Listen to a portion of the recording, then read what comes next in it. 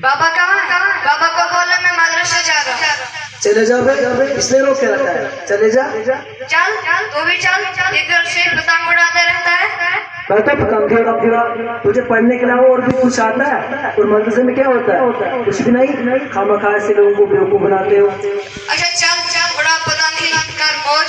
जा जा जा का मौलवी।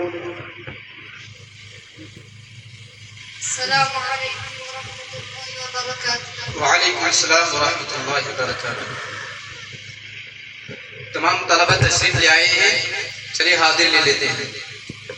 बेटा फतेह अली, बेटा जमील, बेटा जुल्फकार, माशाअल्लाह।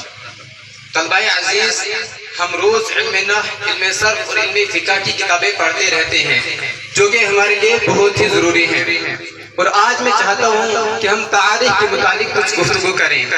बच्चों ये बताओ, अगर मैं आपसे तारीख के मुतालिक कुछ सवाल पूछूं, क्या आप जवाब दे सकते हो? जी माशाअल्लाह। बेटा फतेह अली, आप ये बताएं कि अमेरिका की खोज किसने की? उस्ताद मोहतरम, अमेरिका की खोज कोलंबस ने की है। माशाअल्लाह। बेटा जमील, आप ये बताएं कि हम 26 जनवरी भी मनाते हैं और 15 अगस्त भी मनाते हैं, लेकिन इन दोनों में फर्क क्या है? उस्ताद मोहतरम, 15 अगस्त के दिन हमारा देश आजाद हुआ था और 26 जनवरी को नया कानून लागू हुआ था। माशाअल्लाह। बेटा जुल्फकार, आप ये बताएं कि हमारा मुल्क कब आजाद हुआ है? उस्ताद मोहतरम, हमारा देश 1947 में आजाद हुआ। माशाअल्लाह। अल्लाह ताला आपके इल्म में, अमल में बरकत अता फरमाए। ओ फतू,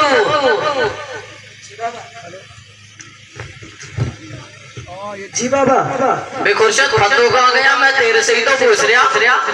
फतू चला गया मदरसे, मुझे बोला था आने को। मैंने बोला मैं नहीं आऊंगा, बाबा मारेगा मुझे। हैं? अरे किसने भेजा उसको? आया हुआ बड़का मौलवा, जा उसको बुला के ले आ। और तू दिन भर सिर्फ पतंग उड़ाते रहता है। अबे यार, तुम्हें तो मेरे पतंग उड़ाने को वैसे एक बात है, बाबा ने मेरी मौज करा दी। नया ट्राउजर, नई शर्ट, नया चश्मा, वैसे मेरे तो मौज है। हाफिज जी, बाबा फतू को बुला रहा है। बेटा आपको सलाम करना नहीं आता?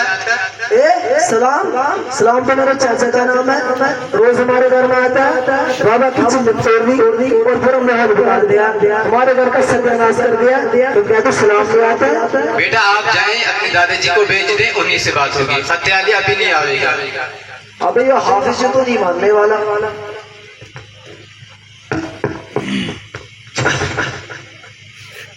बाबा हाफिज जी फतू को नहीं भेज रहा, कह रहे अपने दादे को बुलाओ, उन्हीं से बात होगी। हाफिज जी फतू को नहीं भेज रहा, कह रहे अपने बापे को बुलाओ, उन्हीं से बात होगी। अच्छा, बे धीरे बोलना, कान फाड़ेगा क्या? बाबा ओ सुन गया? हाँ सुन गया। चल फतू को लेने चलते हैं। हाफिज जी, तूने मारे फतू लौंडे को क्यों नहीं भेजा? गांव के सारे लोगों की जिंदगी बिगाड़ दिया, सबकी जिंदगी सड़ा कर रखी है। हमारे फतू लौंडे को क्यों नहीं भेजा? फतू चल तू घर को। बेटा फतेह अली, आपके दादाजी आए, इन्हें पानी पिलाओ। अरे बैठ नीचे, मुझे नहीं पीना कोई पानी वानी। अस्सलाम वालेकुम रहमतुल्लाहि व बरकातुहू। दादाजी खैरियत से इतना गुस्सा क्यों हो रहे हैं? बताएं क्या बात है? देख रहा गुरशद, हाफिज साहब को सलाम करनी थी तो इतनी लंबी चौड़ी तकरी झाड़ नहीं थी, क्या जरूरत थी? सलाम वालेकुम कह देता, हो जाती सलाम। दादाजी सुनिए, तालीम हर इंसान के लिए जरूरी होती है।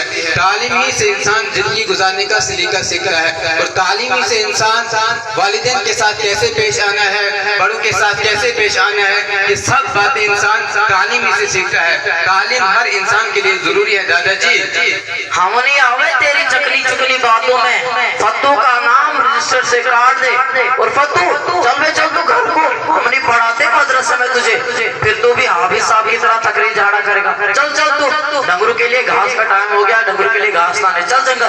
दादाजी एक मिनट बैठिए, तशरीफ रखिए। बैठ जरा फुर्सत देखते एक मिनट में क्या कर लेता है ये। दादाजी आपने कहा कि मौलवी साहब ऐसे होते हैं, इनको कमाने की फिक्र नहीं होती, ये दूसरे की जिंदगी खराब कर देते हैं। दादाजी ऐसी बात नहीं है, मौलवी साहब किसी की जिंदगी खराब नहीं करते। और रहा कमाने का मसला और खाने का मसला, रिस्क का ताल्लुक तो किस्मत से है, अकल से नहीं। अल्लाह ताला ने हर इंसान के लिए रिस्क मुतय्यन कर रखा है, वो उसे मिलकर ही रहेगा। अगर रिस्क का ताल्लुक अकल से होता तो जितने भी बेवकूफ लोग हैं वो सब भूखे मर जाते, लेकिन ऐसी बात नहीं है। दादाजी शायद आपने किसी मौलवी साहब की तकरीर नहीं सुनी है। अरे हमारे गांव में तो रोज जुम्मे पे खिताब होता है और तुम कहते हो कि किसी मौलवी की तकरीर नहीं सुनी है। बोलो बोलो, तुम कुछ कह रहे थे। दादाजी मैं आपको बस इतना कहना चाहता हूँ कि अल्लाह रब्बुल इज्जत कुरान पाक में इरशाद फरमाता है, वमा मिन दाब्बतिन फिल अर्द इल्ला अला अल्लाहि रिज़्कुहा, कि अल्लाह रब्बुल इज्जत ने जितने भी जानदार दुनिया में पैदा किए हैं उन सब के रिज़्क का जिम्मा अपने कब्जे कुदरत में ले रखा है। दादाजी आप ही बताएं, अगर दुनिया का कोई बादशाह इसी के रिस्क का जिम्मा अपने ले लेता है तो वो उसे भूखा नहीं छोड़ता, उसे ऐसे नहीं सोने देता, वो उसकी फिक्र करता है। दादाजी हमारी रोजी का जिम्मा उस अहकमुल हाकिमीन ने ले रखा है जो बादशाहों का बादशाह है, वो मालिक हमें कैसे भूखा रख सकता है। दादाजी आप ही बताएं। अरे वाह वाह, तूने तो बड़ी चंगी गल कही। वैसे हमारे फतू का कुछ आता है कि ऐसे बैठ के धक्के खा रहा है? नहीं बेटा फतेह अली अपने दादाजी को कुरान पढ़कर सुनाओ।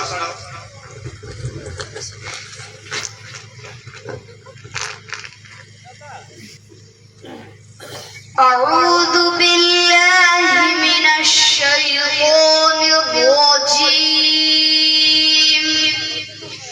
बिस्मिल्लाहिर रहमानिर रहीम। अलिफ लाम मीम। अल्लाहु ला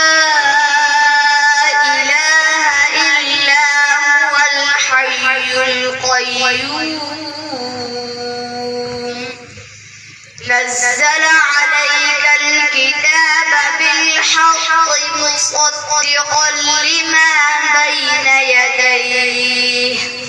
مصدقا لما بين يديه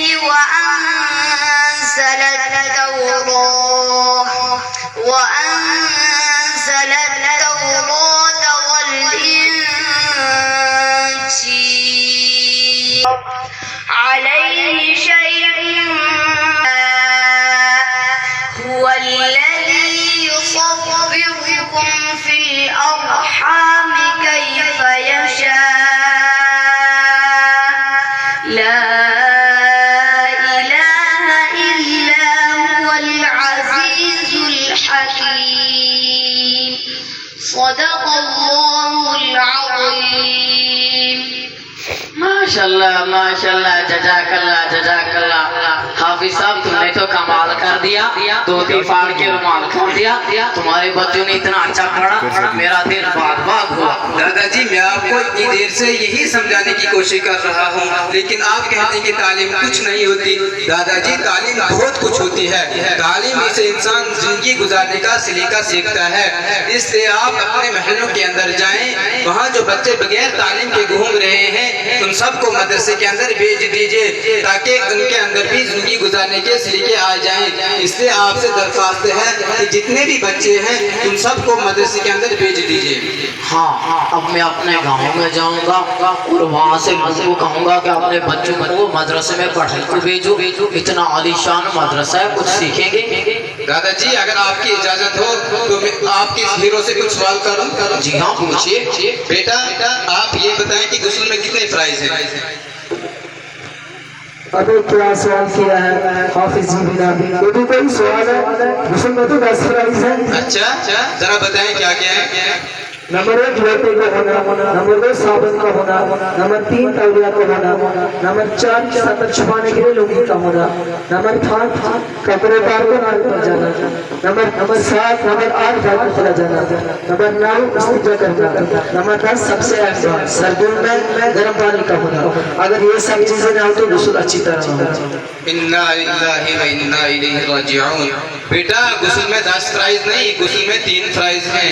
नंबर 1 मुंह भरकर कुल्ली करना, नंबर 2 नाक में नरम हड्डी तक पानी पहुंचाना, नंबर 3 तमाम बदन पर पानी बहाना। अरे बेवकूफ, तेरे से अच्छा तो फतू है, इतना अच्छा पढ़ा उसने, और तू दिन भर सिर्फ पतंग उड़ाते रहता है। तुझे तो गुस्ल के फराइज भी याद नहीं है। हाफिज साहब इसका भी नाम रजिस्टर पे लिख दो। दादाजी इसके मुतालिक कल बात होगी, अभी छुट्टी का टाइम हो गया है।